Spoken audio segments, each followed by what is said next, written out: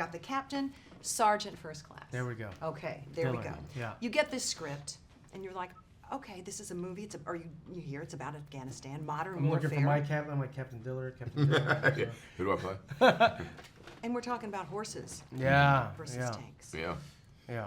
It's an interesting element unto its own. Like, you know, even if it was not based on a true story, you know, having these horses. Well, you have to because of the elements and, like, you know, the terrain of where you're fighting. Yeah, you need horses, and you know, we have a couple donkeys in there as well.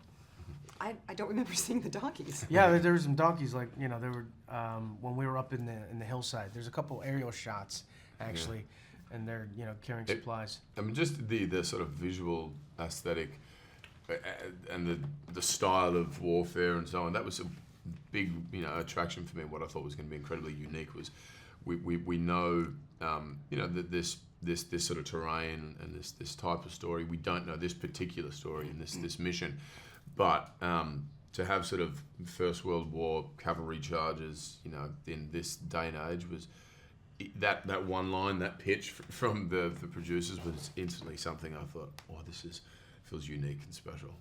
It's almost unbelievable. It And really also- is.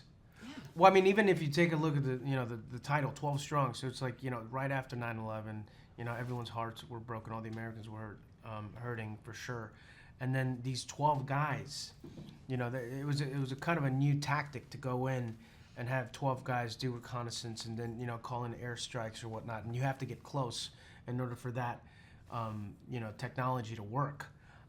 You know, it's pretty crazy to have 12 guys leading this charge and taking up the city. The big concern was that there was another attack going to happen, and if they didn't get into Afghanistan and stop the country becoming a terrorist training camp, that this was, you know, going to reoccur again and again. And so these guys volunteered and put their hands up and went straight in and embedded themselves within the country and the community, adapted, evolved, worked with the locals there and fought alongside them, and as I said, took back the city of Mazar-e-Sharif, which is a stronghold linchpin for the entire northern Taliban force, in 3 weeks, which is one of the biggest military feats, I think, in history. Did you get to meet your counterparts? I didn't. He was, you know, the 2 guys actually came on set, which was pretty cool. I mean, but it was great just to hear the stories and, you know, what they were able to recall, which is just about everything. And any questions that I had, like, they were able to answer them pretty. You got the funny lines, though. Didn't he? Yeah. I mean, but there was some stuff that we just, you know, I'm blessed to have done, you know, played a cop. My brother's a cop. My dad was in the military. And so I grew up around that kind of stuff. So I know that, you know, the way that these guys talk to each other. And they ruffle each other's feathers just for the fun of it. But, you know, there's sometimes where there's a lull and you have to wait that, like, guys would just, you know, be guys, whatever. I mean, they're still alive. And I think that that's important in a movie, like putting in some real-time humor. Because if not, then, it's just going to be a depressing And we also, there was so much sort of coordinating and detail and sort of the logic around the mission and so on. And the script was fantastic, but we certainly needed that added sort of connective tissue, which you know, Michael was hugely sort of capable of doing and responsible for.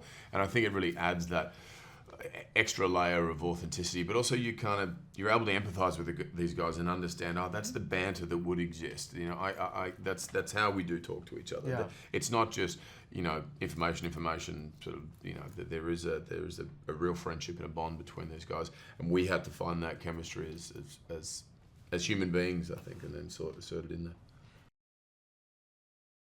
You're on the set. Yeah. Horses, explosions, dust, sand, dirt, smells, I'm sure. Smells. Smells. Didn't shower. A lot of guys went method on this, didn't shower. Still haven't. But was that tough? Till the premiere, right? Yeah, it really is. You know, For sure.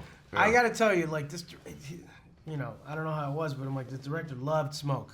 Couldn't get enough smoke. Dirt, blood, You know? smoke, Yeah, exactly. horses. It was as dirty and busy as possible.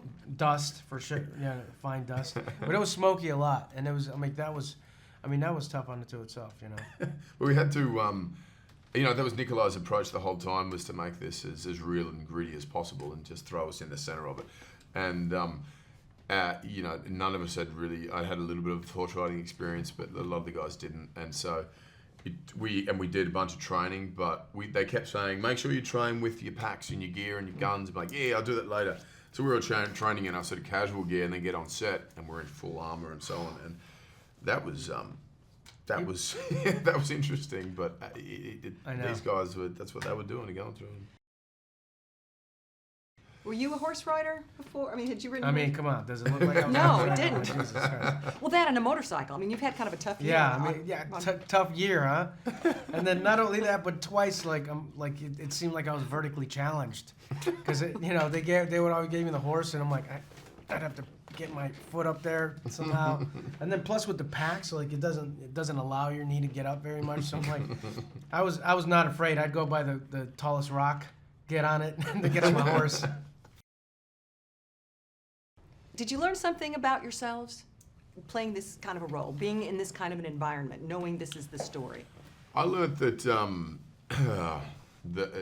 mean, I had such a great respect for men and women who live this life and are soldiers, and I learned that I don't know how that I could ever do it. Do you know what I mean? And as much as I sort of think, oh yeah, I could be a part of that and whatever, I just had even greater respect for the armed forces and people in the military through this sort of small experience to sort of go, wow, it takes a certain type of person to put themselves in harm's way and risk their life for our safety. And most days I felt like that, you know. Yeah, for sure.